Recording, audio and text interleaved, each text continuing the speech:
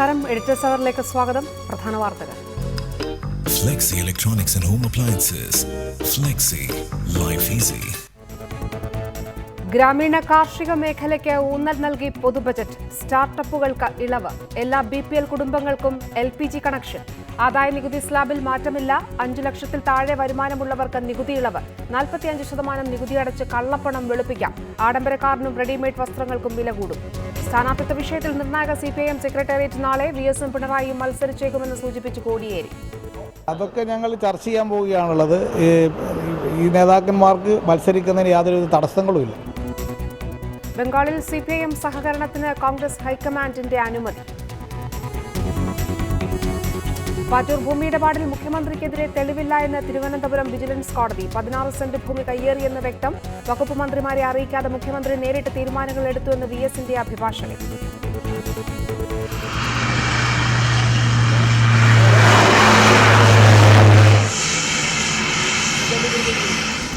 കണ്ണൂർ വിമാനത്താവളത്തിൽ ആദ്യ വിമാനം ഇറങ്ങി. പരീക്ഷണ പറക്കൽ നടത്തിയത് വ്യോമസേനയുടെ ചെറുവിമാനം. മലബാറിന്റെ വികസനത്തിൽ സുപ്രധാന ചുവടുവെപ്പെന്ന് മുഖ്യമന്ത്രി.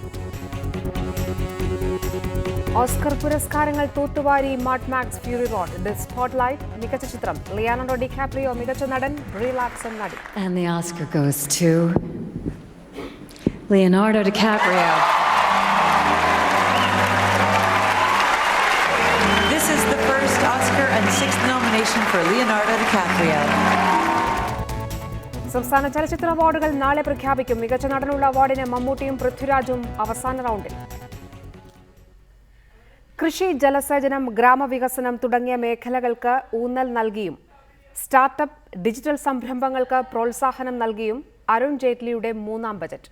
എല്ലാ BPL കുടുംബങ്ങൾക്കും സബ്സിഡി നിരക്കിൽ ഗ്യാസ് കണക്ഷൻ നൽകും. എല്ലാ ജില്ലാ ആശുപത്രികളിലും ഡയാലിസിസ് സംവിധാനം ഏർപ്പെടുത്തും. ആദായ നികുതി പരിധിയിൽ മാറ്റമില്ല. വാഹനങ്ങൾക്ക് പരിസ്ഥിതി സെസ് ഏർപ്പെടുത്തി. പണക്കാർക്ക് വേണ്ടി പ്രവർത്തിക്കുന്നുവെന്ന വിമർശനം മാറ്റാൻ സാധാരണക്കാരുടെ കയ്യടി നേടാനുള്ള നിരവധി പ്രഖ്യാപനങ്ങളാണ് അരുൺ ജെയ്റ്റ്ലിയുടെ 3ാം ബജറ്റിൽ ഇടം നേടിയിരിക്കുന്നത്. 19.78 ലക്ഷം കോടി രൂപ ചിലവ് പ്രതീക്ഷിക്കുന്ന ബജറ്റിൽ ഗ്രാമീണ മേഖലയ്ക്കായി നീക്കിവച്ചിരിക്കുന്നത് 87,765 കോടി രൂപ. ദരിദ്ര ഭവനങ്ങളിൽ സ്ത്രീകളുടെ പേരിൽ ഗ്യാസ് കണക്ഷൻ നൽകാൻ 2000 കോടി രൂപ മാറ്റിവെച്ചു. 5 കോടി BPL ഭവനങ്ങളിൽ പദ്ധതിയുടെ ഗുണമെത്തിക്കും. ദുർബല വിഭാഗങ്ങൾക്ക് ആരോഗ്യ പരിരക്ഷയ്ക്കായി 1 ലക്ഷം രൂപയുടെ പദ്ധതി. 60 വയസ്സിൽ കൂടുതലുള്ളവർക്ക് 30,000 രൂപ അധികം ലഭിക്കും. In order to help such families, the government will launch a new health protection scheme which will provide health cover up to rupees 1 lakh per family for senior citizens of the age of 60 and above belonging to this category. An additional top-up package of rupees 30,000 will be provided. Generic മരുന്നുകൾക്കായി 3000 മരുന്ന് ഷോപ്പുകൾ സ്ഥാപിക്കും. ദേശീയ ആരോഗ്യ യജ്ഞത്തിന് കീഴിൽ എല്ലാ ജില്ലാ ആശുപത്രികളിലും ഡയാലിസിസ് സെന്റർ. വരാനിരിക്കുന്ന നിയമസഭാ തിരഞ്ഞെടുപ്പുകൾ കൂടി മുന്നിൽ കണ്ടാണ് മഹാത്മാഗാന്ധി ദേശീയ ഗ്രാമീണ തൊഴിലുറപ്പ് പദ്ധതിക്ക് റെക്കോർഡ് വിഹിതമായ 38,500 കോടി നീക്കിവച്ചത്. 2018 മെയ് 1 എല്ലാ ഗ്രാമങ്ങളും വൈദ്യുതിവൽക്കരിക്കും. സ്വച്ഛ് ഭാരത് യജ്ഞത്തിന് 9,000 കോടി. 2020 കർഷകരുടെ വരുമാനം 2 ഇരട്ടിയാക്കും. ജലസേചനത്തിനായി നബാർഡിന് കീഴിൽ 20,000 കോടി രൂപയുടെ പ്രത്യേക ഫണ്ട്. അംബേദ്കറുടെ ജന്മദിനത്തിൽ കാർഷിക ഉൽപ്പന്നങ്ങൾക്കായുള്ള ഈ പ്ലാറ്റ്ഫോം പ്രഖ്യാപിക്കും. കാർഷിക ഉൽപ്പന്നങ്ങളുടെ വിപണന മേഖലയിൽ 100% വിദേശ നിക്ഷേപം. 62 നവോദയ സ്കൂളുകൾ. തൊഴിൽ പരിശീലനത്തിനായി 200 കോളേജുകൾ. പുതുതായി തൊഴിൽ ലഭിക്കുന്ന എല്ലാവരുടെയും എംപ്ലോയ്മെന്റ് പെൻഷൻ സ്കീമിലേക്കായി സർക്കാർ 8.73% വിഹിതം നൽകും. അടിസ്ഥാന സൗകര്യ വികസനത്തിനായി 2.21 ലക്ഷം കോടി രൂപയാണ് നീക്കിവച്ചിരിക്കുന്നത്. പൊതുമേഖലാ സ്ഥാപനങ്ങളുടെ ഓഹരി വിറ്റഴിക്കുന്നതിലൂടെ 56,500 കോടി രൂപ സമാഹരിക്കുകയാണ് ലക്ഷ്യം. എണ്ണവിലക്കുറവിന്റെ ആനുകൂല്യത്തിൽ കാൽച്ചവിട്ടിയുള്ള ബജറ്റിൽ ധനക്കമ്മി 3.6% ലക്ഷ്യം. റിപ്പോർട്ടർ, ദില്ലി. ആദായ നികുതി സ്ലാബിൽ മാറ്റം വരുത്തിയില്ല എങ്കിലും 5 ലക്ഷത്തിൽ താഴെ വരുമാനമുള്ളവർക്ക് ധനമന്ത്രി അരുൺ ജെയ്റ്റ്ലി 3000 കോടി രൂപയുടെ നികുതി ഇളവ് പ്രഖ്യാപിച്ചു. 1 കോടി രൂപയിൽ കൂടുതൽ വരുമാനമുള്ളവരിൽ നിന്നും ഈടാക്കുന്ന സബ് ചാർജ് 15% ഉയർത്തി. സ്റ്റാർട്ടപ്പ് പദ്ധതികൾക്ക് 3 വർഷത്തേക്ക് നികുതി ഇളവ് ലഭിക്കും. 45% നികുതി അടച്ച് കള്ളപ്പണം നിക്ഷേപം നിയമപരമാക്കുന്നതിനുള്ള ഇളവും ജെയ്റ്റ്ലി പ്രഖ്യാപിച്ചു. ആദായ നികുതി നൽകുന്നതിനുള്ള വരുമാന പരിധി 2.5 ലക്ഷത്തിൽ നിന്ന് 3 ലക്ഷമാക്കി ഉയർത്തിയേക്കുമെന്ന പ്രതീക്ഷ കഴിഞ്ഞ ബജറ്റിലേതുപോലെ ഇക്കുറിയും അരുൺ ജെയ്റ്റ്ലി തെറ്റിച്ചു. ഇടത്തരക്കാർക്ക് അല്പമെങ്കിലും ആശ്വാസം നൽകുന്നത് 5 ലക്ഷത്തിൽ താഴെ വരുമാനമുള്ളവരുടെ നികുതി ഇളവ് 2000 രൂപയിൽ നിന്ന് 5000 ആക്കി ഉയർത്തിയതാണ്. വാടക വീടുകളിൽ താമസിക്കുന്നവരുടെ ആദായ നികുതി ഇളവ് 24,000 രൂപയിൽ നിന്ന് 60,000 രൂപയാക്കി ഉയർത്തി. ആദ്യമായി വീട് വയ്ക്കുന്നവർക്ക് വായ്പയുടെ പലിശ ഇനത്തിൽ 50,000 രൂപയുടെ നികുതി ഇളവ് നൽകും.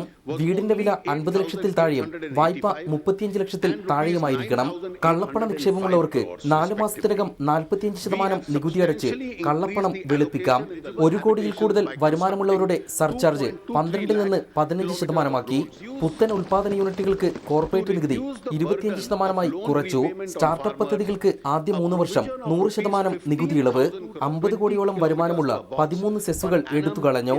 നികുതി അടക്കുന്നതിൽ വീഴ്ച വരുത്തുന്നവർക്ക് 45% സർചാർജും പിഴയും അടച്ച് വിചാരണയില്ലാതെ രക്ഷപ്പെടാം. 5 കോടിയിൽ താഴെ വരുമാനമുള്ള ചെറുകിട വ്യവസായ സ്ഥാപനങ്ങൾക്കും നികുതി ഇളവ് പ്രഖ്യാപിച്ചിട്ടുണ്ട്. കാർഷിക മേഖലയിലെ സേവനങ്ങൾക്ക് കൃഷി കല്യാൺ സെസ് ഏർപ്പെടുത്തും. റിപ്പോർട്ടർ, ദില്ലി. ബജറ്റ് നിർദ്ദേശപ്രകാരം കാറുകൾ, സിഗരറ്റ്, റെഡിമെയ്ഡ് വസ്ത്രങ്ങൾ എന്നിവയ്ക്ക് വില കൂടും. ചെരുപ്പ്, സോളാർ ലാമ്പ്, ഭിന്നശേഷിക്കാർക്കുള്ള ഉപകരണങ്ങൾ എന്നിവയ്ക്ക് വില കുറയും. കാറുകൾക്ക് 1% സെസ്സും SUV-കൾക്ക് 4% സെസ്സും ഏർപ്പെടുത്താനാണ് ബജറ്റ് നിർദ്ദേശം. CNG ഡീസൽ കാറുകൾക്കും വില വർദ്ധിക്കും. സിഗരറ്റിന്റെ എക്സൈസ് ഡ്യൂട്ടി 15%ആയി വർദ്ധിപ്പിച്ചു. സ്വർണ്ണ വജ്രാഭരണങ്ങൾക്ക് 1% എക്സൈസ് ഡ്യൂട്ടി കൂടി ഏർപ്പെടുത്തി. കോള, മിനറൽ വാട്ടർ എന്നിവയ്ക്ക് 3% വില വർദ്ധിക്കും. ബ്രാൻഡഡ് റെഡിമെയ്ഡ് വസ്ത്രങ്ങൾക്കുള്ള നികുതിയും വർദ്ധിപ്പിച്ചു. അതേസമയം ചെരുപ്പ്, സോളാർ ലാമ്പ്, ഭിന്നശേഷിക്കാർക്കുള്ള ഉപകരണം, ബ്രോഡ്ബാൻഡ് മോഡം, CCTV ക്യാമറ എന്നിവയ്ക്ക് വില കുറയും. News desk, reporter. പ്രധാനമന്ത്രി നരേന്ദ്രമോദി അവകാശപ്പെട്ടതുപോലെ ഇത് വികസനത്തിനു വേണ്ടിയുള്ള ബജറ്റോ? വിശകലനം. വികാസ് കാ ബജറ്റ്, അങ്ങനെയാണ് നരേന്ദ്രമോദി ബജറ്റ് പ്രഖ്യാപനത്തിന് ശേഷം പ്രതികരിച്ചത്. അങ്ങനെയാണോ? ചർച്ചയിൽ പങ്കെടുക്കുന്നത് ഡോക്ടർ KN ഹരിലാൽ, തിരുവനന്തപുരത്ത് നിന്ന് Shri KN Balagopal MP, BJP നേതാവ് ശ്രീ MT രമേശ് എന്നിവരാണ്. ആദ്യം ശ്രീ KN ഹരിലാലിലേക്ക്. Shri KN Harilal, reactionary budget, രാജ്യത്തിൻ്റെ സുസ്ഥിരമായ വളർച്ചയ്ക്ക് വേണ്ടി ദീർഘവീക്ഷണത്തോടെയുള്ള ബജറ്റ്, പണക്കാർക്ക് വേണ്ടിയുള്ള സർക്കാർ എന്ന അപവാദം മാറ്റി എഴുതാൻ പാവപ്പെട്ടവർക്ക് വേണ്ടി അവതരിപ്പിക്കപ്പെട്ട ബജറ്റ്.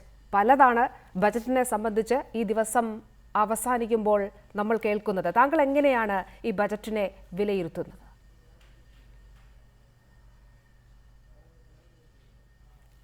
ഈ ബജറ്റിനെ വിലയിരുത്തുമ്പോൾ ഈ ബജറ്റ് വന്ന ഒരു പ്രത്യേക പശ്ചാത്തലം നമ്മൾ പരിഗണിക്കണം. ആഗോള മുതലാളിത്ത പ്രതിസന്ധി രൂക്ഷമായിക്കൊണ്ടിരിക്കുകയാണ്. ആഗോളാടിസ്ഥാനത്തിൽ മാന്ദ്യം വരുന്നു. ആ മാന്ദ്യം ഇന്ത്യൻ സമ്പദ്ഘടനയെയും ബാധിക്കുന്നുണ്ട്. നമ്മുടെ കാർഷിക മേഖലയും വ്യാവസായിക മേഖലയൊക്കെ ബാധിക്കുന്നു. തൊഴിലില്ലായ്മ വളരുന്നു. അപ്പോൾ അതുകൊണ്ട് ഈ ഒരു പ്രത്യേക അവസ്ഥയെ നേരിടുക എന്നുള്ളത് ധനമന്ത്രി നേരിട്ട ഒരു പ്രധാനപ്പെട്ട വെല്ലുവിളിയാണ്. ആ വെല്ലുവിളി നേരിടുമ്പോൾ തന്നെ ധനമന്ത്രിക്ക് ചില പ്രശ്നങ്ങളുണ്ട്. അതായത് കയറ്റുമതി ആശ്രയിച്ച് നമുക്ക് വികസിക്കാൻ കഴിയത്തില്ല. ലോകമാന്ദ്യം ഉള്ളതുകൊണ്ട് തന്നെ നമ്മുടെ കയറ്റുമതി വർദ്ധിക്കാൻ പോകുന്നില്ല. കയറ്റുമതിയുടെ വളർച്ച ഗണ്യമായിട്ട് കുറഞ്ഞു. പിന്നെ രണ്ടാമതൊരു പ്രശ്നം, അത് എക്കണോമിക് സർവേ എടുത്ത് പറയുന്നുണ്ട്. അതായത് സ്വകാര്യ മൂലധന നിക്ഷേപം ഉണ്ടാവുന്നില്ല. സ്വകാര്യ മൂലധന നിക്ഷേപത്തെ ആശ്രയിച്ച് നമുക്ക് മുമ്പോട്ട് പോകാൻ കഴിയില്ല. പ്രത്യേകിച്ചും നമ്മുടെ ഇൻഫ്രാസ്ട്രക്ചർ രംഗത്ത്, ഊർജം, അതുപോലെ തന്നെ മറ്റ് പശ്ചാത്തല മേഖലകൾ, പിന്നെ റോഡ്, അതുപോലുള്ള കാര്യങ്ങളിലൊക്കെ തന്നെ ഈ PPP മോഡൽ പരാജയപ്പെട്ടു. റെയിൽവേയിലും പരാജയപ്പെട്ടു. അതുകൊണ്ട് പൊതുമേഖലാ നിക്ഷേപം വർദ്ധിപ്പിക്കണം, അതേ വഴിയുള്ളൂ എന്ന് എക്കണോമിക് സർവേ തന്നെ പറഞ്ഞു വച്ചിരുന്നു. ഇതിൻ്റെ ഫോളോ അപ്പ് എന്നുള്ള നിലയിൽ തീർച്ചയായിട്ടും ചില പ്രധാനപ്പെട്ട പ്രഖ്യാപനങ്ങൾ ഇൻഫ്രാസ്ട്രക്ചർ ഡെവലപ്മെൻറ്റിനൊക്കെ വേണ്ടിയിട്ട് ഗവൺമെൻറ്, ധനമന്ത്രി ഈ ബജറ്റ് പ്രസംഗത്തിൽ നടത്തുകയും ചെയ്തു. പക്ഷേ അതൊക്കെ ഉണ്ടെങ്കിൽ പോലും അതിനാവശ്യമായിട്ടുള്ള വിഭവങ്ങൾ ഉണ്ടാക്കുന്നതിന് കാര്യമായിട്ടുള്ള ശ്രമം നടത്തിയിട്ടില്ല. ഇപ്പോൾ പിന്നെ ഫിസ്ക്കൽ ഡെഫിസിറ്റ്, ധനകമ്മി എന്ന് പറയുന്നത് 3.5% തന്നെ നിർത്തിയിരിക്കുകയാണ്.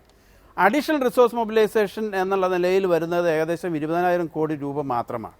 ആ നിലയ്ക്ക് നോക്കുമ്പോൾ ഈ ബജറ്റിലെ കണക്കുകൾ യഥാർത്ഥത്തിൽ ഒക്കുന്നില്ല എന്നുള്ളതാണ് ആദ്യത്തെ ഏറ്റവും പ്രധാനപ്പെട്ട വിമർശനം. അതായത് ഈ പ്രതിസന്ധിയെ നേരിടുന്നതിന് ആവശ്യമായിട്ടുള്ള വിഭവ സമാഹരണം ഉണ്ടായിട്ടില്ല. പിന്നെ ഗവൺമെൻറ് ഒരുപക്ഷെ പ്രതീക്ഷിക്കുന്നത് ഈ പിന്നെ ഓയിലിൻ്റെ വില കുറവ് ഇപ്പോൾ കഴിഞ്ഞ വർഷത്തെ പോലെ വീണ്ടും തുടരും.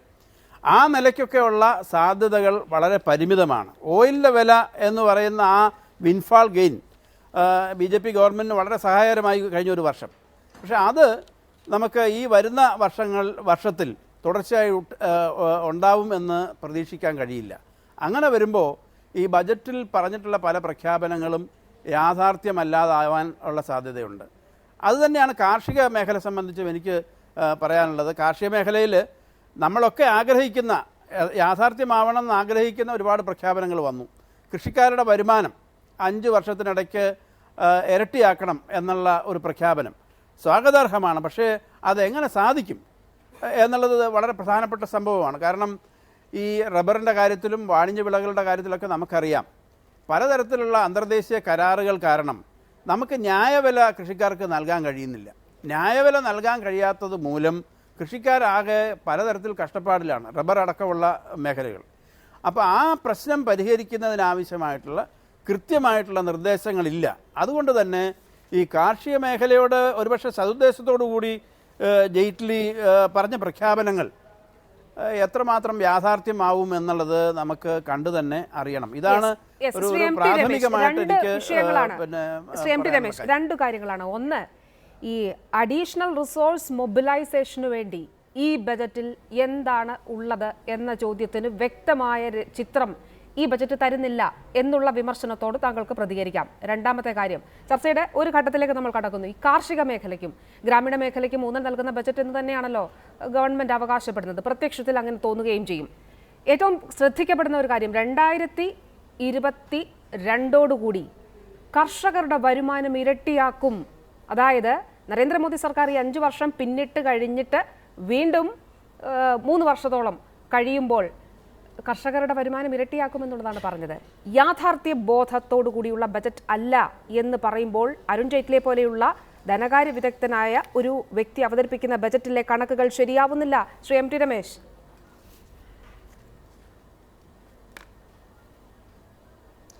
യാഥാർത്ഥ്യ ബോധത്തോടു കൂടി പറയുന്നത് കൊണ്ടാണല്ലോ 5 വർഷത്തെ പറഞ്ഞത്.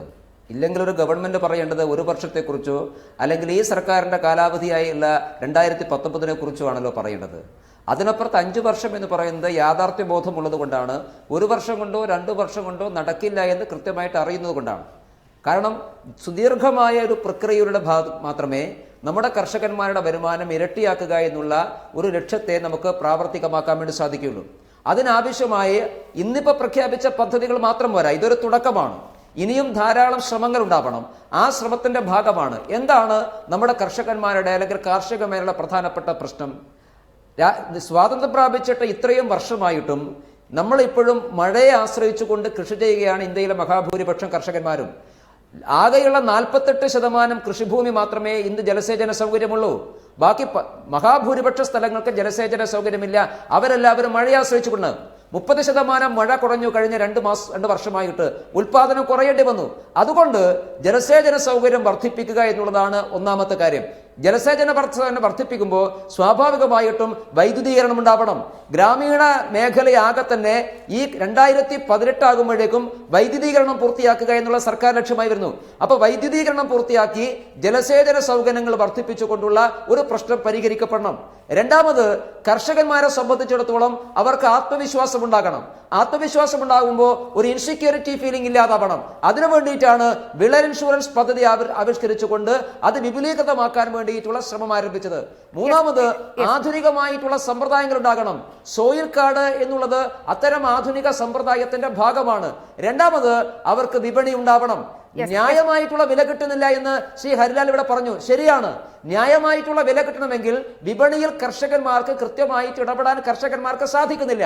അതുകൊണ്ടാണ് ഈ മാർക്കറ്റിംഗ് അടക്കമുള്ള അടിസ്ഥാന സൗകര്യ മേഖല വികസനം അടക്കമുള്ള ഈ അവരുടെ വിളകൾക്ക്, അവരുടെ കാർഷികോൽപ്പന്നങ്ങൾക്ക് മതിയായിട്ടുള്ള വില കിട്ടാനുള്ള സംവിധാനം ഇങ്ങനെയുള്ള പരിശ്രമങ്ങൾ ഉണ്ടാകുന്നു. ഞാൻ താങ്കളിലേക്ക് തന്നെ വരാം ഡോക്ടർ ഹരിലാൽ. ഈ ആദ്യം പറഞ്ഞ വിഷയം തന്നെ, ഈ കർഷകരുടെ വരുമാനം 2022 2 ഇരട്ടിയാക്കും അല്ലെങ്കിൽ ഇരട്ടിയാക്കും എന്ന് പറയുന്നത്, അതായത് അടുത്ത 5 വർഷം ഈ ഫാമിൽ നിന്നുള്ള അല്ലെങ്കിൽ കാർഷിക വരുമാനം 14% രാജ്യത്ത് വർദ്ധിച്ചുകൊണ്ടേയിരിക്കണം. ഇപ്പോൾ ഈ സ്ഥിതിയിൽ അരുൺ ജെയ്റ്റ്ലി പറഞ്ഞതുപോലെയുള്ള സുസ്ഥിരമായ അല്ലെങ്കിൽ മികച്ച ഒരു നേട്ടത്തിലേക്ക് കർഷകർ എത്തണമെങ്കിൽ എത്രത്തോളം പ്രായോഗികമാണ് ഇത് ഡോക്ടർ ഹരിലാൽ?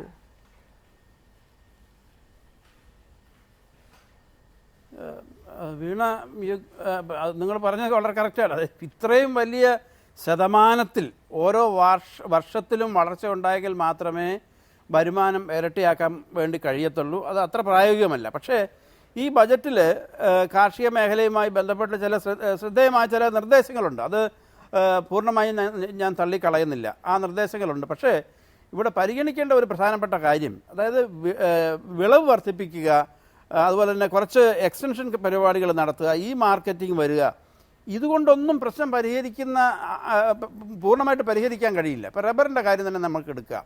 കേരളത്തിൽ യഥാർത്ഥത്തിൽ ലോകത്ത് തന്നെ ഏറ്റവും കൂടുതൽ ഉൽപ്പാദനക്ഷമതയുള്ള ഒരു പ്രദേശമാണ് കേരളം. റബ്ബറിൻ്റെ കാര്യത്തിൽ നമ്മൾ ഗവേഷണത്തിൻ്റെ കാര്യത്തിലും ഉൽപ്പാദനക്ഷമതയുടെ കാര്യത്തിലും ഒക്കെ വളരെ മുമ്പോട്ട് പോയി. പക്ഷേ ആസിയാൻ കരാർ വന്നതോടുകൂടി നമ്മുടെ ഈ ഇറക്കുമതി തീരുവകൾ മുഴുവൻ എടുത്തു കളഞ്ഞതോടുകൂടി നമുക്ക് റബ്ബറിനെ പ്രൊട്ടക്റ്റ് ചെയ്യാൻ കഴിയാത്ത നിലയിലേക്ക് വന്നു.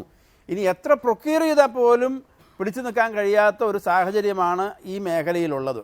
അപ്പോൾ അതുകൊണ്ട് ആ പ്രശ്നം, അതിൻ്റെ അടിസ്ഥാനപരമായിട്ടുള്ള ആ പ്രശ്നം, കാതലായിട്ടുള്ള പ്രശ്നത്തിന് ഈ കാർഷിക മേഖലയിലെല്ലാം, ഇപ്പോൾ റബ്ബറിൻ്റെ കാര്യം ഞാൻ ഉദാഹരണം പറഞ്ഞെന്നേ ഉള്ളൂ, ബാക്കി വിളകളുടെ കാര്യത്തിലും ഈ ന്യായവില കൊടുക്കുന്നതിനാവശ്യമായിട്ടുള്ള ഒരു കാഴ്ചപ്പാട് അത് വന്നിട്ടില്ല എന്നുള്ളത് കൊണ്ടാണ് തീർച്ചയായിട്ടും ഇതിന് ഒരു ഈസി ആയിട്ടുള്ള പരിഹാരത്തിലേക്ക് എത്താൻ കഴിയില്ല എന്ന് ഞാൻ സൂചിപ്പിക്കാൻ കാരണം. ശ്രീ കെ എൻ ബാലഗോപാൽ കൂടി ചർച്ചയിൽ ചേരുന്നത് കൊണ്ട് ശ്രീ എം ടി രമേശൻ ഇതിനോട് പ്രതികരിക്കാൻ ഞാൻ സമയം തരാം. ശ്രീ കെ എൻ ബാലഗോപാൽ, കാർഷിക മേഖലയ്ക്ക് ഊന്നൽ കൊടുക്കുന്ന ബജറ്റ് എന്ന് തോന്നിപ്പിക്കുന്ന, വിലയിരുത്തപ്പെടുന്ന ബജറ്റാണ് ഉള്ളത്. ഇവിടെ പറഞ്ഞതുപോലെ താങ്കൾ വന്നപ്പോൾ ചർച്ച ചെയ്തുകൊണ്ടിരുന്ന കാര്യം തന്നെ, ഡെഡിക്കേറ്റഡ് ഇറിഗേഷൻ ഫണ്ട് ഉൾപ്പെടെ ജലസേചന പദ്ധതികളിൽ ഒരു വലിയ മാറ്റം സൃഷ്ടിക്കാനുള്ള ചില നിർദ്ദേശങ്ങൾ ഈ ബജറ്റിൽ ഉൾക്കൊള്ളിച്ചിട്ടുണ്ട്. കാർഷിക മേഖലയെ പുനരുജ്ജീവിപ്പിക്കാൻ ഈ ശ്രമങ്ങൾ മതിയായതാണോ? ഇതിൻ്റെ ആത്മാർത്ഥതയെ സംശയിക്കേണ്ടതുണ്ടോ? ശ്രീ ബാലഗോപാൽ.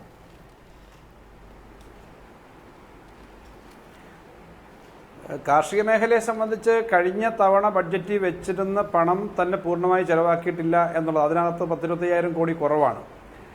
കാർഷിക മേഖലയിൽ തെരഞ്ഞെടുപ്പ് സമയത്ത് BJP ഗവൺമെൻറ്റിൻ്റെ വാഗ്ദാനത്തിൽ ഏറ്റവും പ്രധാനപ്പെട്ടത് ഉൽപ്പാദന ചെലവിൻ്റെ കൂടെ 50% കൂടെ കൂട്ടി, അത് പഴയ MS സ്വാമിനാഥൻ കമ്മീഷൻ്റെ റിപ്പോർട്ടും അദ്ദേഹത്തിൻ്റെ നിർദ്ദേശമാണ്, അങ്ങനെ വിലസ്ഥിരത ഉറപ്പാക്കുമെന്നുള്ള കാര്യം പറഞ്ഞു. അതിനെ സംബന്ധിച്ച് ഒന്നും ചെയ്തിട്ടില്ല. 4% പലിശയ്ക്ക് കടം കൊടുക്കും ഈ കാർഷിക മേഖലയ്ക്ക്. ആ കാര്യത്തിനകത്ത് ഒരു കാര്യവും ചെയ്തിട്ടില്ല. വലിയ പലിശ തന്നെയാണ് ഇപ്പോഴും കൃഷിക്കാർ കൊടുക്കേണ്ടി വരുന്നത്. അതുപോലെ തന്നെ പലിശ വെട്ടിക്കുറയ്ക്കാൻ, പലിശ എഴുതിത്തള്ളാൻ 15 പൈസ വെക്കുമെന്ന് പറഞ്ഞു. 15,000 കോടി രൂപയാണ് മാത്രമാണ് വെച്ചിട്ടുള്ളത്. കേരളത്തിലെ കൃഷിക്കാരുടെ പലിശ എഴുതിത്തള്ളണമെങ്കിൽ തന്നെ നല്ലൊരു ഭാഗം ഇതിനകത്ത് വേണം. അപ്പോൾ ഇന്ത്യയിലാകെ ആകുമ്പോഴോ, കേരളത്തിലെ റബ്ബർ കൃഷിക്കാരെക്കാളും വലിയ ദുരിതം അനുഭവിക്കുന്നവരാണ് ഉത്തരേന്ത്യയിലെ കരിമ്പ് കൃഷിക്കാർ, അതുപോലെ തന്നെ പരുത്തി കൃഷിക്കാർ, എല്ലാ മേഖലയിലെ കൃഷിക്കാരും. അപ്പോൾ കൃഷിക്കാരെ സഹായിക്കാൻ ആവശ്യമായ പണം ഇതിനകത്തില്ല. പിന്നെ മറ്റൊരു മേഖല തൊഴിലുറപ്പ് പദ്ധതിയാണ്. തൊഴിലുറപ്പ് പദ്ധതി കൃഷിക്കാരെ ഡയറക്റ്റ് അല്ലെങ്കിലും ഇൻഡയറക്റ്റായിട്ട് സഹായിക്കുന്ന ഒരു മേഖലയാണ്. അതിന് 100 ദിവസം ശരാശരി ജോലി കൊടുക്കും എന്നുള്ള ആ പ്രഖ്യാപനം നിൽക്കുന്നു. ഇപ്പോൾ സാമ്പത്തിക തകർച്ച കാരണം കൂടുതൽ ജോലി കൊടുക്കേണ്ടതാണ്. പക്ഷേ 38 ദിവസമാണ് ശരാശരി കൊടുത്തിരിക്കുന്നത്. അപ്പോൾ അങ്ങനെ എല്ലാ തരത്തിലും നോക്കിയാൽ ആ താഴെ തലത്തിൽ കൊടുത്തിരിക്കുന്ന ഈ പണം തന്നെ വേണ്ടത്ര ആവശ്യത്തിന് തികയുന്നതല്ല എന്ന് വ്യക്തമാക്കുന്നതാണ്. അതുപോലെ തന്നെ ഈ കൃഷിക്കാരെ സഹായിക്കാനെന്ന് പറഞ്ഞിട്ട് ഇപ്പോൾ കൊണ്ടുവന്നേക്കുന്നത് സെസ്, ഒരു 4.05% സെസ് ഇപ്പോൾ കൊണ്ടുവന്നിട്ടുണ്ട്. എല്ലാം സെസ് വഴിയാണ് കൊണ്ടുവരുന്നത്. അപ്പോൾ കാർഷിക മേഖലയിലും അടിസ്ഥാന മേഖലയിലും വേണ്ടത്ര പണം മാറ്റിവെക്കാനും ഗ്രാമീണ എക്കണോമിയെ ശക്തിപ്പെടുത്താനും വേണ്ടിയിട്ടുള്ള കാര്യമായ ശ്രമങ്ങളില്ല. അതിനകത്ത് ഏറ്റവും പ്രധാനപ്പെട്ട ഒരു കാര്യമാണ് കേരളത്തിലെ കൃഷി എന്ന് പറഞ്ഞാൽ എന്താ? കേരളത്തിലെ കൃഷി ഏറ്റവും പ്രധാനപ്പെട്ടത് നാണ്യവിളകളാണ്, തോട്ടവിളകളാണ്. അതിനെയൊക്കെ സഹായിക്കാതിരിക്കാൻ ഇപ്പോൾ പറയുന്ന ന്യായം, അതൊക്കെ പ്ലാന്റേഷനുകളാണ്, അതൊക്കെ ഇൻഡസ്ട്രിയുടെ പരിധി വരുന്നതാണ്, അത് കൃഷിയല്ല. ഞങ്ങൾ നേരത്തെ മുതൽ തന്നെ പലതവണ പറയുന്നതാണ് ഇത് കൃഷിയാണ്, കൃഷിക്ക് വേണ്ടിയുള്ള ആനുകൂല്യം കൊടുക്കണം. ഇപ്പോൾ ഏറ്റവും ഒടുവിൽ റബ്ബർ കൃഷിക്കാരാകെ തകർന്ന് തരിപ്പണമായിരിക്കുകയാണ്. അവർക്ക് എന്തെങ്കിലും ഒരു പ്രതീക്ഷ ഈ ബഡ്ജറ്റ് വഴി ഉണ്ടാവുമെന്ന് കരുതി അതുണ്ടായിട്ടില്ല. അപ്പോൾ കാർഷിക മേഖല കേരളത്തിലെ കൃഷിക്കാർക്ക് ഒരു ഗുണവുമില്ലാത്തതുപോലെ, റബ്ബറായാലും നാളികേരമായാലും മറ്റ് കൃഷിക്കാരായാലും ഒരു ഗുണവുമില്ലാത്തതുപോലെ എല്ലാ കൃഷിക്കാർക്കും ബുദ്ധിമുട്ടുണ്ടാക്കുന്ന, ഇടത്തരക്കാർക്ക് ബുദ്ധിമുട്ടുണ്ടാക്കുന്ന ബഡ്ജറ്റ് തന്നെയാണ്. അങ്ങനെ ഒരു പ്രത്യേക ഡയറക്ഷൻ ഇതിനകത്തുള്ളതായിട്ട് കാണുന്നില്ല. ഞങ്ങളെപ്പോലുള്ള ആളുകൾ നോക്കുമ്പോൾ പൊതുവിൽ വന്നിട്ടുള്ള അഭിപ്രായവും ഇത് തന്നെയാണ് ശക്തമായ ഒരു ഡയറക്ഷൻ ഇല്ലാത്ത ഒരു ബഡ്ജറ്റ് എന്ന നിലയിൽ വന്നിരിക്കുന്നത്. ഡോക്ടർ ഹരിലാൽ പറഞ്ഞതോടും ശ്രീ കെ എൻ ബാലഗോപാൽ പറഞ്ഞതിനോടും താങ്കൾക്ക് പ്രതികരിക്കാം. പോളിസി ഇല്ല. Shri M T Ramesh.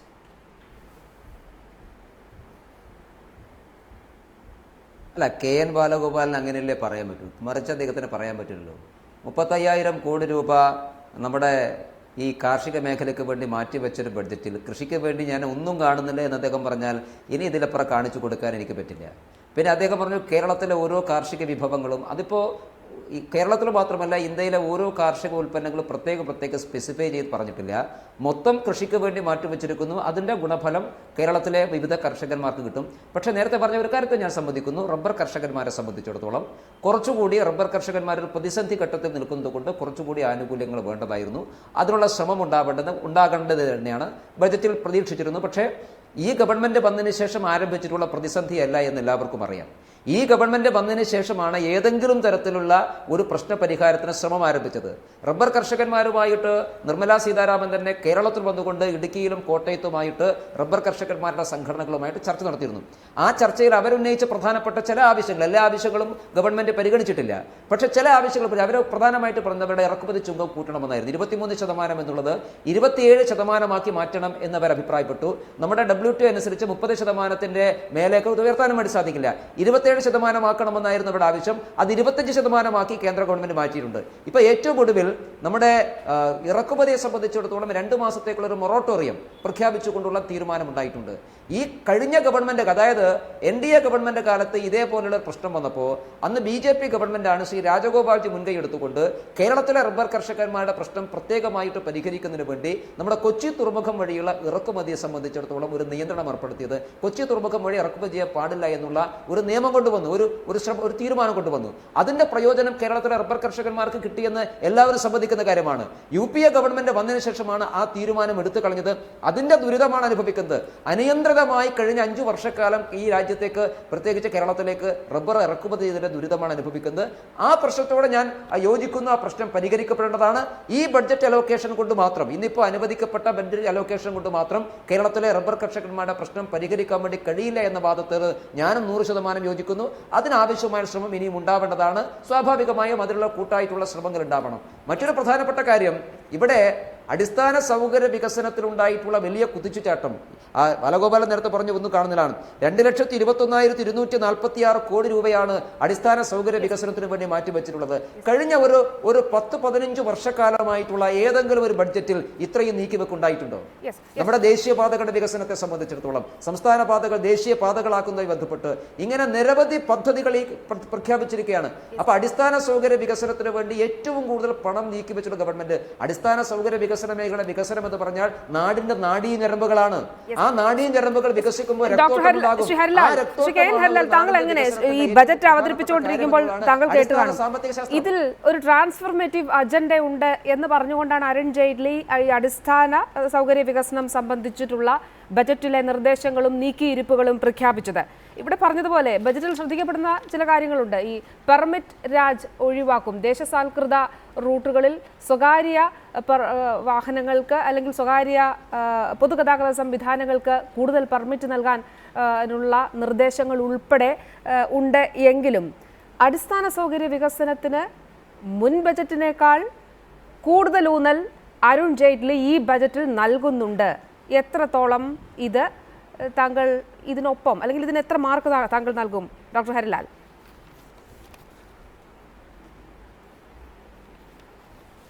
ഈ അടിസ്ഥാന സൗകര്യ വികസനത്തിലേക്ക് വരുന്നതിന് മുമ്പ് ശ്രീ MT രമേശ് പറഞ്ഞ ഒരു കാര്യത്തിനോട് ഞാൻ യോജിക്കുന്നു എന്ന് അടിവരയിട്ട് പറയേണ്ടതായിട്ടുണ്ട്. കാരണം ഈ കേരളത്തിലെ അടക്കം ഇന്ത്യയിലെ കാർഷിക വിളകളുടെ പ്രശ്നം, കൃഷിക്കാരുടെ ആത്മഹത്യ, അതൊക്കെ നേരത്തെ തന്നെ തുടങ്ങിയതാണ്. പ്രത്യേകിച്ചും റബ്ബറിൻ്റെ മേഖലയിൽ, തോട്ടവിളകളുടെ മേഖലയിൽ ഉണ്ടാകുന്ന ക്രൈസിസിൻ്റെ തുടക്കം നേരത്തെയാണ്. UPA ഗവൺമെൻറ്റിൻ്റെ കാലത്താണ്. അത് ആസിയാൻ കരാറുമായി ബന്ധപ്പെട്ടിരിക്കുന്നു, WTO കരാറുമായി ബന്ധപ്പെട്ടിരിക്കുന്നു. ഈ കരാർ വന്ന സമയത്ത് ജനങ്ങളാകെ തന്നെ ഇത് കുഴപ്പം വരും എന്നുള്ള രീതിയിലുള്ള മുന്നറിയിപ്പുകൾ നൽകിയതാണ്. അതിനെ പൂർണ്ണമായിട്ടും അവഗണിക്കുകയാണ് ഉണ്ടായത്. യഥാർത്ഥത്തിൽ റബ്ബർ കൃഷിക്കാർ മാത്രമല്ല, നമ്മൾ റബ്ബറിനെ മാത്രം ഫോക്കസ് ചെയ്ത് പറഞ്ഞിട്ട് കാര്യമില്ല. റബ്ബർ കൃഷിക്കാരടക്കമുള്ള കൃഷിക്കാർ മൊത്തത്തിൽ വഞ്ചിക്കപ്പെടുകയാണ് ചെയ്തത്. എന്ന് മാത്രമല്ല ഇതെല്ലാം ചെയ്യുന്ന സമയത്ത് കേരളത്തിലെ രാഷ്ട്രീയ പാർട്ടികൾ പ്രത്യേകിച്ചും യു ഡി എഫിൻ്റെ പാർട്ട്നേഴ്സ് ഈ ആസിയാൻ കരാറിനെല്ലാം അനുകൂലമായിട്ടുള്ള നിലപാടാണ് എടുത്തത്. അതിൻ്റെ ഫലമായിട്ടാണ് ഇപ്പോൾ ഈ ക്രൈസിസ് വന്നിരിക്കുന്നത്. ആ ക്രൈസിസ് പരിഹരിക്കുന്നതിന് വേണ്ടി മുഴുവനായിട്ടുള്ള നിർദ്ദേശങ്ങൾ ഇപ്പോൾ ഈ ഗവൺമെൻറ്റിൻ്റെ ഈ ബജറ്റിലില്ല. അത്തരം പ്രശ്നങ്ങളൂടെ പരിഗണിച്ചുകൊണ്ട് മാത്രമേ കാർഷിക മേഖലയുടെ പ്രശ്നം പരിഹരിക്കാൻ കഴിയൂ എന്നുള്ളതാണ് ആദ്യത്തെ ഒരു പോയിന്റ്. രണ്ടാമത്തേത് തീർച്ചയായിട്ടും ഒരു ഒരു ഒരു ഒരു ഗെയിം ചേഞ്ചിങ്ങിന് വേണ്ടിയിട്ടുള്ള ഒരു ആഹ്വാനം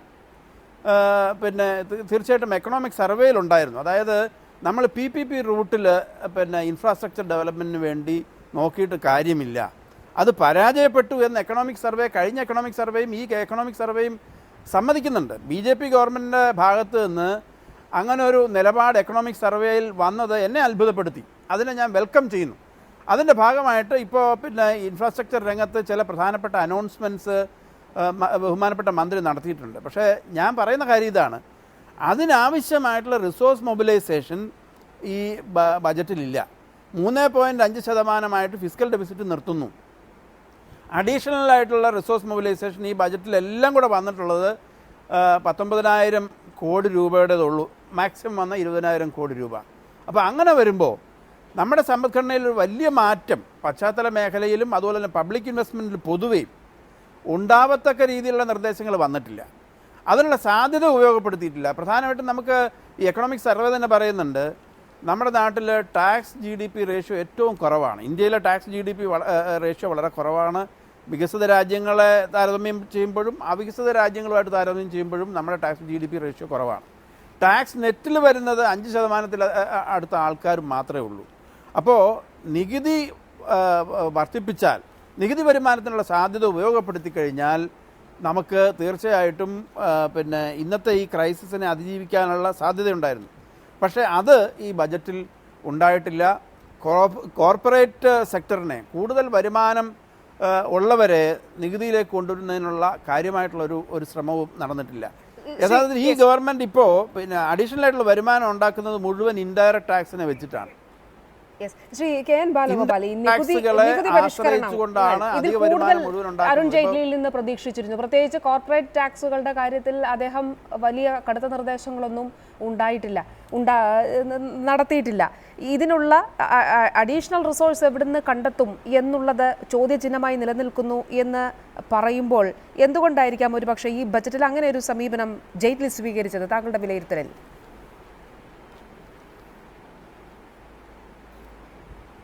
ഈ ഗവൺമെൻറ്റിൻ്റെ സമീപനം അങ്ങനെ ടാക്സ് കൊടുക്കേണ്ട ആളുകളുടെ നിന്ന് അധികം മേടിക്കാതിരിക്കുക എന്നുള്ളത് തന്നെയാണ്. ഇപ്പോൾ ഈ ഗവൺമെൻറ് രക്ഷപ്പെട്ട് നിൽക്കുന്നത് പെട്രോളിയത്തിൻ്റെ അന്തർദേശീയ മാർക്കറ്റിലെ വില കുറഞ്ഞതുകൊണ്ട് മാത്രമാണ്. ഏകദേശം 2 ലക്ഷം കോടി രൂപ അടുത്ത വർഷം ആകുമ്പോഴേക്കും ഇപ്പോഴത്തെ ബഡ്ജറ്റിനകത്ത് ഇപ്പോൾ കിട്ടുന്ന റവന്യൂയിൽ നിന്ന് അടുത്ത വർഷം ആകുമ്പോഴേക്കും 2 ലക്ഷം കോടി രൂപ അധികം കിട്ടുമെന്നൊരു കണക്കാണ് കാണുന്നത്, അടുത്ത എക്സ്പെക്ട് ചെയ്യുന്നത്. അതിനകത്ത് മേജറായിട്ടുള്ള വരുമാനം മറ്റൊന്നുമല്ല, എക്സൈസ് ഡ്യൂട്ടിയും പെട്രോളിയത്തിൻ്റെ അഡ്ജസ്റ്റ്മെൻറ്റാണ്. എന്നാൽ ഈ വർഷം ശരിയായിട്ട് ആകെയുള്ള കഴിഞ്ഞ വർഷത്തെ ആകെ ടാക്സ് ഇൻകത്തിൽ എനിക്കൊന്ന് 14% തോന്നുന്നു, 14-15% കോർപ്പറേറ്റ് മേഖല എന്നുള്ള ടാക്സാണ്. ആ ടാക്സ് 1% കുറഞ്ഞു. അതുപോലെ തന്നെ ഇൻകം ടാക്സിൻ്റെ മേഖല എന്നുള്ള വരുമാനം 1% കുറഞ്ഞു. 46,000 കോടി രൂപ ടാക്സ് അങ്ങനെ കിട്ടിക്കൊണ്ടിരുന്നത് ബിഗ് ബിസിനസ് ഹൗസസിൽ നിന്നുള്ളത് കുറഞ്ഞിരിക്കുകയാണ്. അപ്പോൾ അങ്ങനെ ഡയറക്റ്റായിട്ട് ടാക്സ് മേടിക്കേണ്ടത് കുറച്ചു കൊടുക്കുന്നു. ആകെ പെട്രോളിയത്തിൻ്റെ കാര്യത്തിനകത്ത് മാത്രം ഡിപ്പെൻഡ് ചെയ്ത് പോകുന്നൊരു സമീപനം ഇവർക്കുണ്ട്. ഇതിനോട് കൂട്ടിച്ചേർത്ത് തന്നെ വായിക്കേണ്ടതാണ് കള്ളപ്പണം വെളുപ്പിക്കാൻ വേണ്ടിയിട്ടുള്ള ആ ശ്രമം. വെളുപ്പിക്കാൻ വേണ്ടിയിട്ടുള്ള ഒരു പ്രപ്പോസൽ ഇപ്പോൾ വെച്ചിട്ടുണ്ട്.